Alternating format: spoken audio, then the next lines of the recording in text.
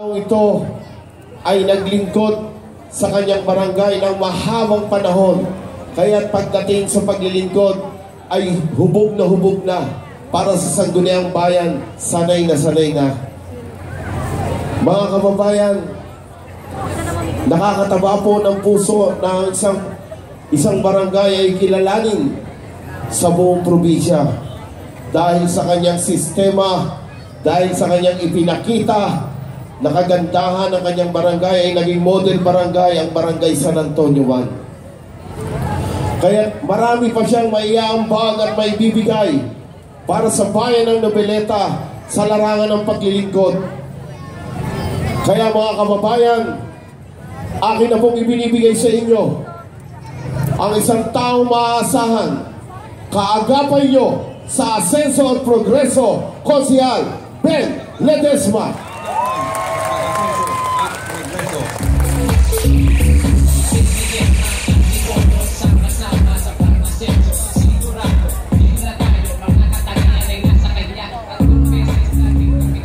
Isang magandang hapon po sa ating lahat. Magandang hapon po, Noveleta. Una sa lahat, gusto kong batiin ang aking mga kasamahan sa barangay, ang aking mga kasama, mga barangay kapitan na andito ngayon. Palakpakan po natin sila. Kasama po nila ang kanilang mga barangay kagawad, mga barangay tanod, at mga barangay workers. Yan po ang mga kasamahan ni Barangay Kapitan Benjamin Ledesma na tumatakbo ngayon bilang Sangguniang Bayan member.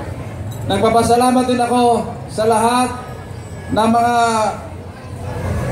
taga-barangay na sumama sa amin sa araw-araw na kampanyahan namin sa nakaraang halos sobra isang buwan. Nagsama sa amin sa bahay-bahay, nagsama sa amin sa init at sa hirap sa paglalakad araw-araw. Maraming salamat po sa inyong lahat. Binabati ko rin ang mga empleyado ng ating munisipyo, ang mga empleyado ng ating munisipyo dito sa Noveleta. Binabati ko rin ang ating magaling, mabait na Mayor Enrico Boy Alvarez. Palakpakan po natin si Mayor Boy. Bagong lahat, gusto ko po sana magpakilala sa inyo. Ako po si Kapitan Benjamin Ledesma, kapitan po ng San Antonio 1 sa nakaraang 9 na taon. Ako po ay nagtapos noong 1981 pa. Medyo matagal na, pero mukhang bata pa ba naman? Bata pa? Ay maraming salamat po. Pinataba niyo po ang aking puso. Pinalakas niyo pa yung aking loob. Ako po nagtapos ng kursong agrikultura noong 1991 at pagkatapos doon ako po ay nag-empleyo sa isang pribadong kumpanya, isang Swiss company po na ang negosyo ay tungkol sa agrikultura. Matagal na panahon po na nagkaroon tayo ng eksperyensya, karanasan doon sa kumpanyang yon at tumagal tayo doon ng 20 taon.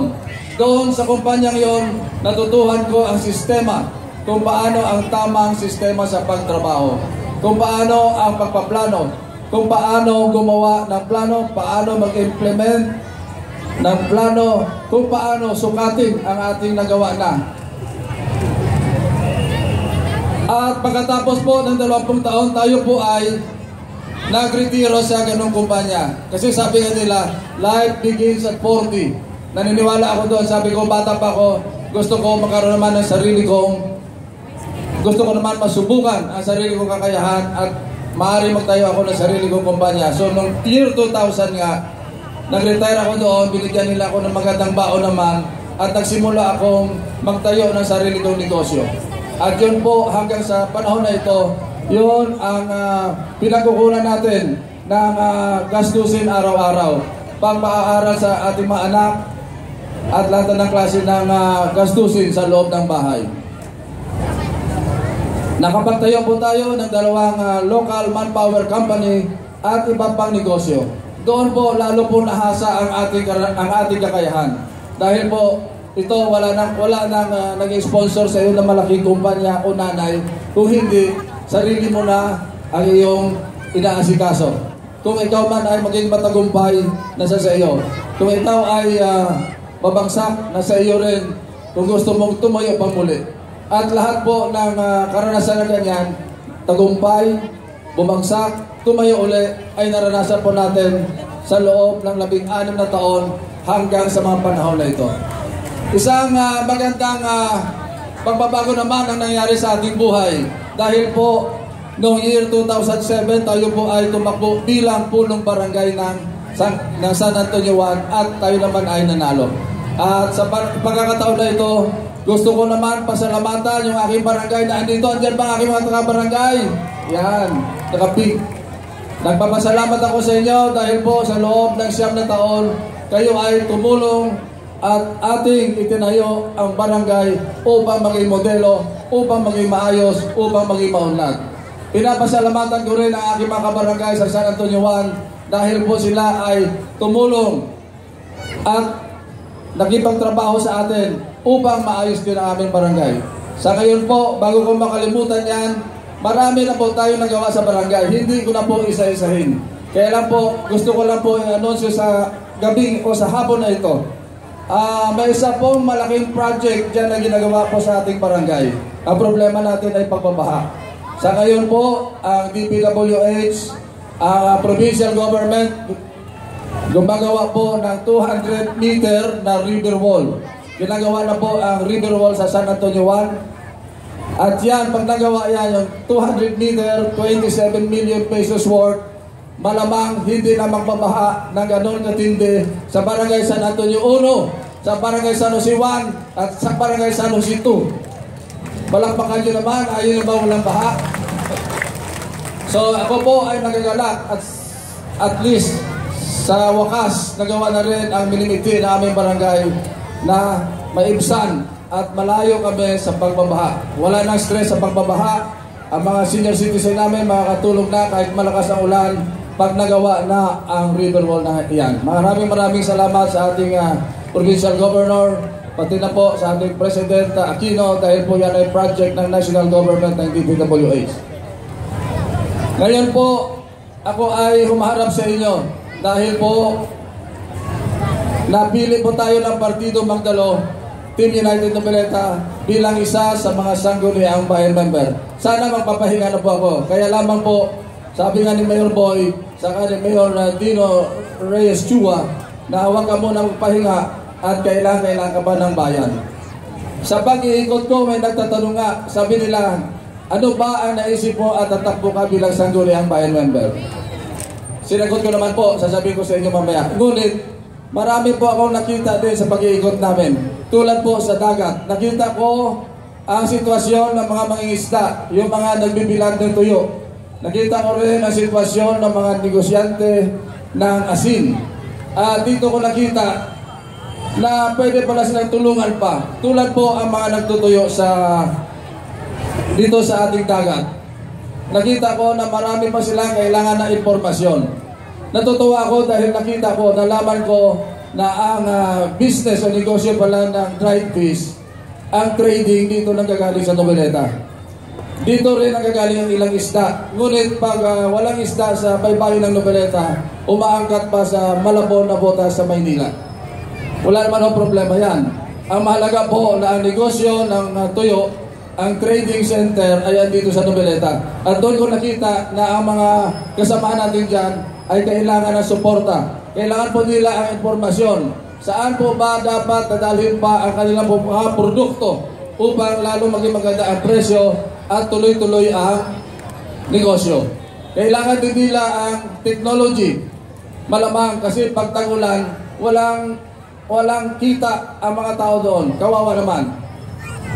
Malamang pagdating ng panahon, pag-upo ni Mayor Dino Reyes Chua, pag-usapan namin kung paano pa namin matulungan ang mga mamamayan natin sa tabing dagat, yung mga medyo kapos-panat natin na mamamayan. So, isa lang po yan sa akin nakikita. Ganon din po ang negosyo ng asin. Meron ba tayong asinan? Ngunit, ang ibang asin ay inaangkat na natin sa Bulacan, sa Mindoro, sa Pangasinan. Okay lang naman po yan. Ang mahalaga, ang mga customer na namimili ng asin simulat sa pool ay kilala pa rin ang brand ng Noveleta. Kaya po, dapat po tulungan din natin ang mga negosyante, mga magsasaka na yan upang lalong umudlad ang kanilang pamumuhay. Ngayon po, maaaring itanong nyo, ano naman ang gagawin ko pag ako ay naupo bilang Sangguniang Bayan Member?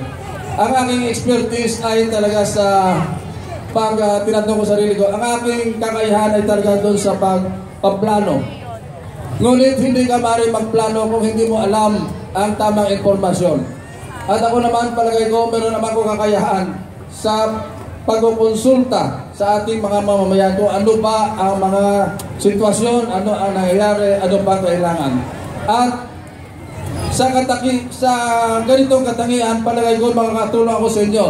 Dahil sa Sangguniang Bayan, ang aming trabaho ay gumawa ng mga ordinansa at mga batas. Di po ba? Kailangan po may kakayahan tayo gumawa ng mga ordinansa at mga batas upang tumulong sa pag-unlad ng Nobeleta. Pag ako ay nailuklok sa May 9, isulat nyo lang sa inyo, i-share nyo lang ang aking numero, ang aming mga numero. At pag kami nakaupo, pag ako nakaupo, sisiguraduhin ko po, pinapangako ko sa inyo na ang aking mga ordinansa na gagawin at batas ay alinsunod na may proteksyon ang environment ng ating kapaligiran, may proteksyon yung mga mamamayan o mga tao, at ganoon din, pinoproteksyon natin ang mga investors upang gumanda ang kanilang negosyo. So, dapat po may balance.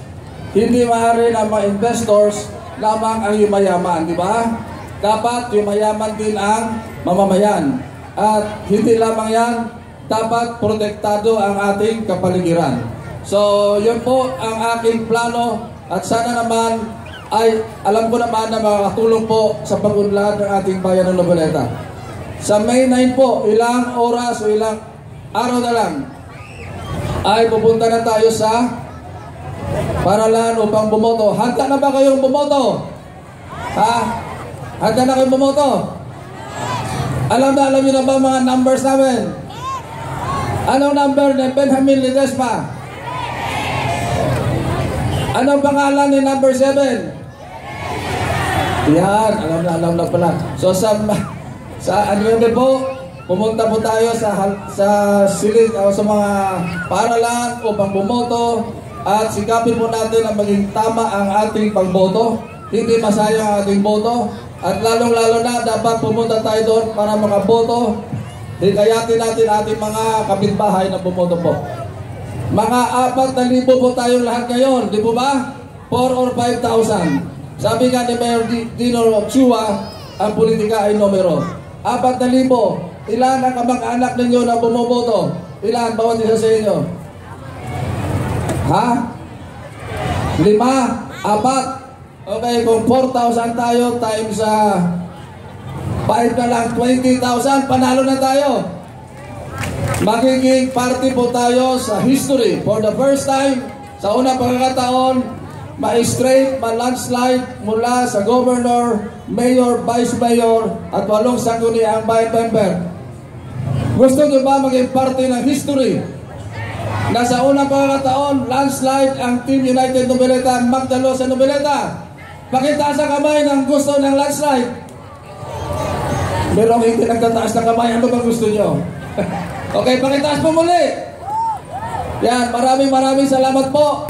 Sangguniang Bayan Member, number 7 sa Balota, Benjamin Ledesma po. Maraming salamat. Maraming salamat po sa inyo lahat. Yan. Maraming salamat po, Konsehal Ben Ledesma. Talaga naman po, natama po ang sinabi nila. Pag tayo nagkaisa, pag tayo po ay talagang nangampanya pa sa ating mga kababayan, sa ating mga kaibigan. Ayan, panalo ng Team United Nobeleta. Tulad po ng nakikita.